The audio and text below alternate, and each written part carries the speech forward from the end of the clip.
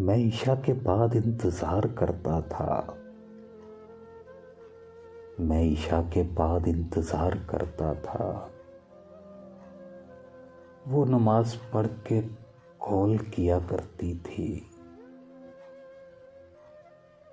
नाराज़गी के बाद भी वो मुझसे बातों बातों में मेरा पूछ लिया करती थी। आज फला वजीफ़ा किया था हमारे लिए। वो मुझे कुछ यूं तसल्ली दिया करती थी। कुछ पल मुझे खामोश होने का कहकर ऐतल कुर्सी फूंक दिया करती थी।